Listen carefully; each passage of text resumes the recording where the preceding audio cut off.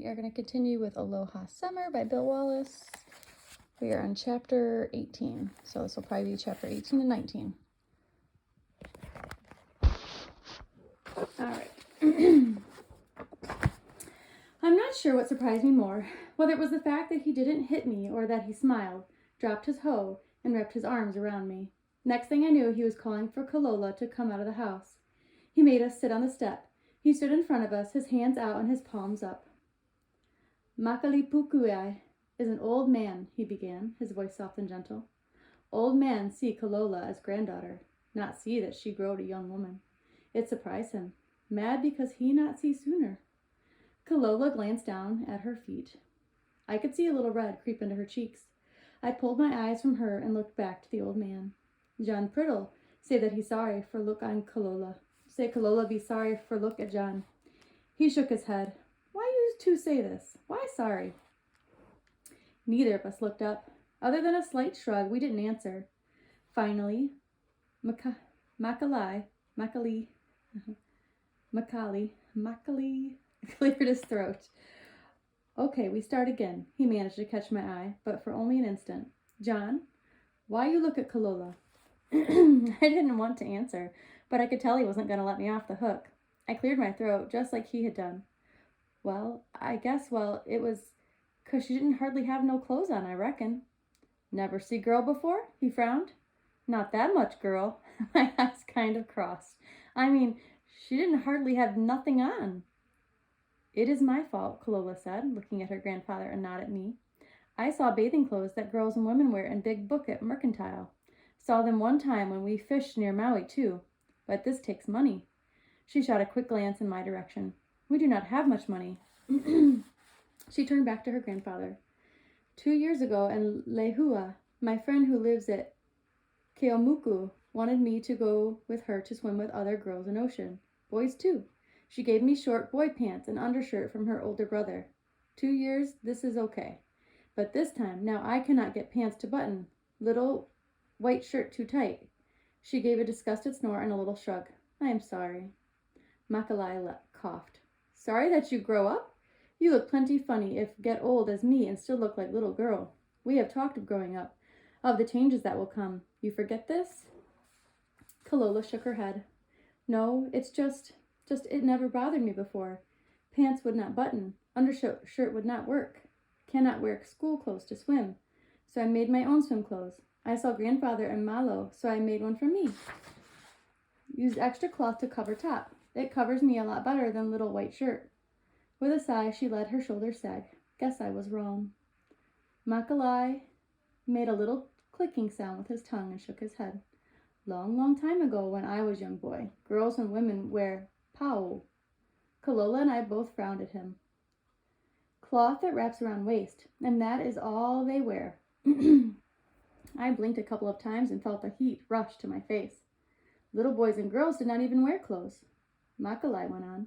There is no need for little children, but missionaries come. Everyone had to wear clothes. Not everything big secret. People always want to know big secret, so spend much time thinking about. I feel it is better to know. That way not have to spend so much time wondering. He turned back to me. What do girls wear when swim in ocean back in Oklahoma? We ain't got an ocean in Oklahoma. We swim in the farm ponds, only there ain't no girls along.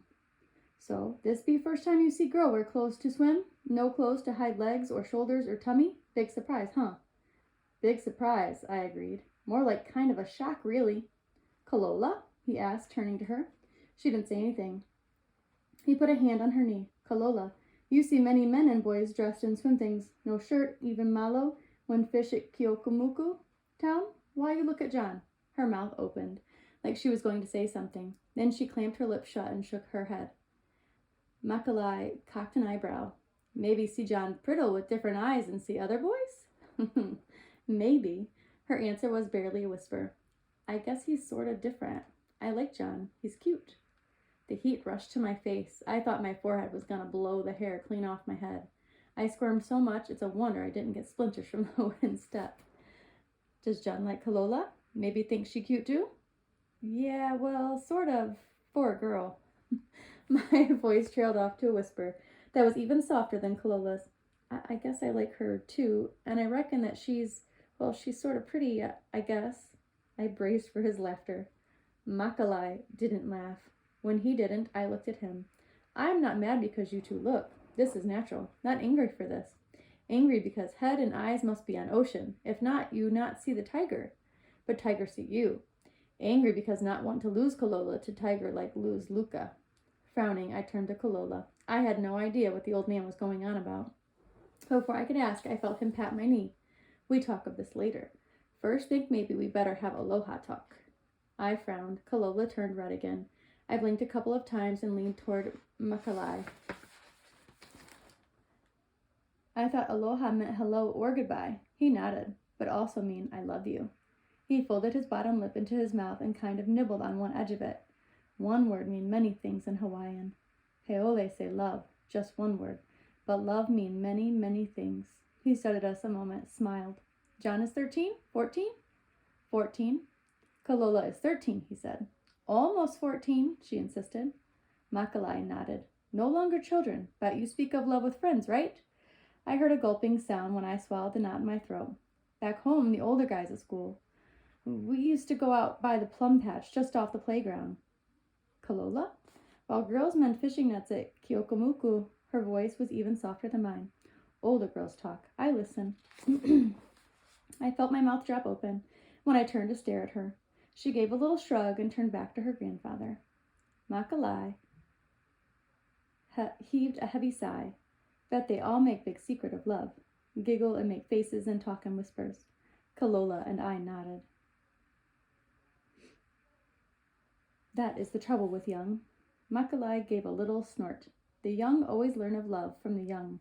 Everyone in big rush. His smile was kind and gentle. First, learn of love. When we know what love is, it is much easier to talk about. Sorry for all my giggles. That was sweet. All right, chapter 19. I don't know if you can see that because I have my camera the other way. How long we sat and visited with the gentle old man, I have no idea. Kalola and I didn't look at each other. We just visited, not only hearing Makalai's words, but feeling them as he spoke. I didn't even realize Kalola and I had been leaning against one another, our shoulders supporting one another, and the sides of our heads were touching as we talked and listened. The first time I even noticed was when Makalai put his hands on the ground and started to get up. Only he didn't. He kind of struggled a moment, then held his hands out to us. We both leaped up to him. Old knees not work so good no more. He glanced to the ocean. Time to go home now, John Priddle. Your mama and papa worry about you, like I worry about Kalola if not home by Ahiahi. But hope you come back soon. He shuffled up the steps. Kalola and I went to get Ginger. Ahiahi means evening, Kalola explained before I could even ask. I put the reins over Ginger's saddle horn and held them with one hand. What was that tiger stuff he was talking about earlier? It didn't make any sense. Look, even though I'm from Oklahoma, I know there ain't no tiger swimming around out there in the ocean. And who is Luca? Kalola wrapped her arms about herself and turned from me. Luca was my mother. Tiger is a shark. Tiger shark took mother and father from me. I could see her sides jerk in and out beneath the white blouse. Figuring she was crying, I left the reins and moved around Ginger to try and comfort her. She turned her back again. I stood, not knowing what to do. Luca was the daughter of Makalai. She married Keone, my father. Keone is the same name as you, John. They were very young, but very happy. Only Luca liked Heoli things, like pretty dresses and gramophone and pretty things. When Dole came, she wanted Makalai to sell land, but Makalai would not leave home. I reached out a hand to touch her shoulder, then I drew it back.